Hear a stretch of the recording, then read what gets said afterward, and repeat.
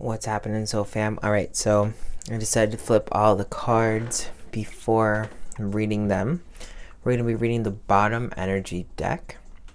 And yeah, so if you didn't watch the conscious portion, if you have access to the conscious portion, watch that before you watch this. And then this is going to be a little bit more extra help for you, okay? So we're going to start off from the corner over here, and we're going to read across. So the lock has to do with your 12th chakra. There is universal consciousness that is being opened up to you, that's being unlocked to you right now. The spiral also has to do with the 12th chakra, which is basically telling you there is an influx of energies that are moving and they're being transitioned in your reality so you can have a higher experience. The create has to do with the 11th chakra, which has to do with manifestation, remanifestation, and your spirit. So the universe is literally opening up and unlocking powers of manifestation for the mirror, your soul. So there's a lot of like soul energy, a lot of soul reflection right now, finding what you want at an intuitive level so that the universe is connecting that to you, all right? So it's important that you clear and shield your energy right now. If you're not doing that, you're going to be finding yourself in a lot of ickiness in the coming months to come. That is the final judgment that is being brought to you with the Queen of Swords, that's reminding you to face your demons and have a profound shift so that you can basically see a different reality and act quickly upon that, okay? So this whole top row is reminding you this is a cosmic event that's happening right now, and you should be using it by clearing and shielding your energy. Sometimes we believe that manifestation is the things that we want, but how about I manifest getting a certain vibration out of my system or out of my reality? I don't want to experience, I don't want to alchemize any more reactions of anger or whatever, trauma, worthlessness. Those are wise manifestations to start applying yourself to with your greater consciousness, okay? So the Magician comes out, and it's telling us that we're in this high space of energy with the Guide of Cups telling you that there's a bunch of abundance that's coming right now, that's going to be dropping in not just material forms but in a bunch of different forms as well. So allow yourself as the Magician to understand that what's coming through may not be material, it may be even more valuable than that. Sometimes it's really hard for us to train our minds to realize that our energy or our experiences from another dimension or at a greater dimension are more valuable than the ones that we have in the physical world. And that's the greatest lesson that a lot of gurus have tried to reach out to people across the years, and this is something that you should be paying attention to. We have the energy of the crab or Cancer, which is reminding us that there are a lot of emotions that are coming out, and sometimes when we have these kinds of like emotional purges, we want to be petty, we want to kind of be like devious with them, we want to take action that makes us feel like we're powerful while not really considering all the aspects that come with it. So allow yourself to essentially embrace the emotional changes and the emotional transformations that are happening, but don't put another person at risk. Don't play any of those shadow games that you might be installed or tempted to play in general. So then we have the Five of Coins. Now the Five of Coins is something that's tied to abundance. Like wherever you have not been feeling abundant in your life, allow yourself to start feeling that abundance, because if you're not allowing that to happen, you're going to find more resistance that comes your way, because the Nine of Wands is telling you that whatever it is that you want, at whatever resistance that you create, is a desire that you want, okay? And you need to start paying attention to what it is that you're creating, not only in terms of like what you think is going to help you grow, but the resistance that comes with you not paying attention to where you're creating from. If you're creating from loneliness, you will then ultimately resurface in a cycle loneliness once you've attained a specific manifestation, right? And that can be a huge heartbreaker for a lot of people when that kind of comes full circle. So remember, don't feed into any of the abundance kind of scares that might be happening right now in the world. Don't feed into any lack of abundance that you might be feeling in terms of like your own personality or anything like that, because you're going to just create more of that resistance. It's a lesson right now of how are you going to tame your own consciousness to attain the new version of you. It's not about healing. It's not about like, trying to do all this other stuff. It's really just, are you done with it or are you not? If you are, create a new reality, period. If you are, allow a massive shift to happen for you, all right? Because remember, if you're petty, you're going to gravitate that to you. And you don't want to risk losing the opening of energies that are becoming very abundant to you right now. And these two cards have to do with abundance, which then reminds you, hey, spiritual abundance is way more important than physical abundance. Even though the two are very important, the spiritual understanding will allow the material to come through.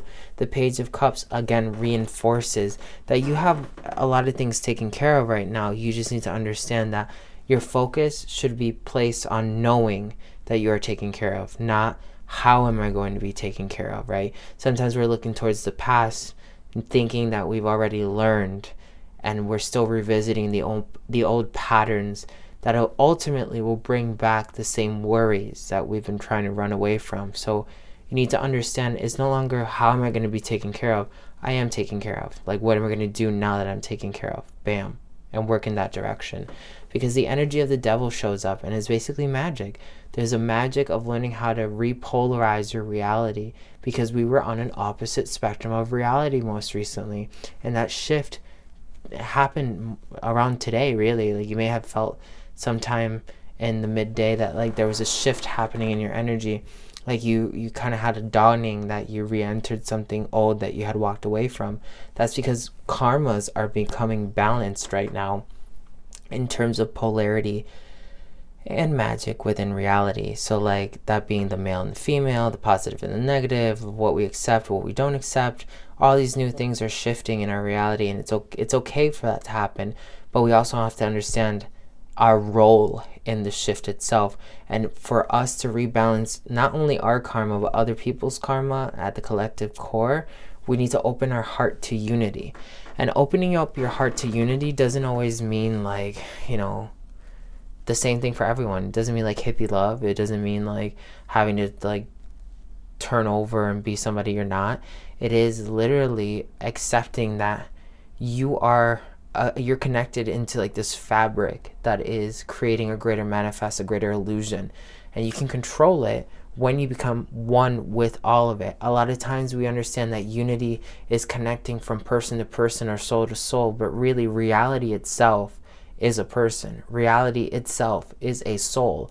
Most importantly, you need to find unity with reality, and we start pursuing that by trying to find unity within the environment, within other people, within our own reflection, to then ultimately try to understand that every particle in reality is unified to us and reorchestrates itself to our endless consciousness.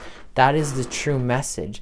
Every alchemist, no matter dark or light, must always come to understand love in their own personal universe and use that love to grow as a person, right? So what is that love in your reality? It might be coming to you in your dreams, or it might be a dream that you've already been pursuing for a while, and you might feel like it's not coming around, but you need to keep pushing anyway. Sometimes it's very difficult. The 10 of Wands is reminding you that things are only as difficult as you are allowing them to be. You can always make a solution happen if you choose to remanifest yourself with the solution at hand. A lot of times we think about creation and writing the creation out to manifesting, but destruction is a very powerful tool. We can manifest, realize that there's an error or it's not what we wanted, destroy it and remanifest, right? But so many times people are afraid of remanifestation because remanifestation also incorporates change. And sometimes people believe that in order to change, you must lose everything. And that's not true. Sometimes you lose just one little small detail. It might not have even been noticeable to you, but being afraid of change is being afraid of love, ultimately, and life, and living, right? So allow yourself to rebirth this new energy within your intuition that burns a new reality into existence and creates something higher. Remember, you need to let go of any worries that have to do with you rather becoming successful or reaching your goal, because it's already in flux. So if you focus on the creation of like, am I gonna get it? Oh my God, like the abundance. What are you doing? You're creating that. Let that go. This is the justice that's being delivered by the universe, and the universe does not care which way you decide to gravitate. It's not gonna say, oh, hey, so-and-so didn't actually want this. No, it's gonna say, hey, you wanted it, you asked for it. Particularly listening to the Jaguar. The Jaguar is all about intense magic, taking action, and not fucking around when it comes to taking action in your reality and making sure that whatever's there must be accomplished and must be shifted. So be brave, be powerful, because Kuan Yin's pink dragons are allowing you to reset the karmic balances by bringing in a very firm love into your reality. So allow yourself to know that your karmic cords are being dissolved and enjoy the freedom that's coming in, because you are divine and there's divine all around you. Okay? By doing that, you divinely connect yourself to the lady or the divine feminine, the divine subconscious. But again, they warn you, do not feed into the upside down Ace of Pentacles, which is the loss or the material aspects of this world, because that is not ultimately the answers that are going to be given to you with the Eye of Horus or the divine perception that's being awakened inside of your grand subconsciousness. All right, so right now is a moment for you to just embrace the energies that are happening and know that you are taken care of. Nothing to do with abundance. Just listen to your intuition.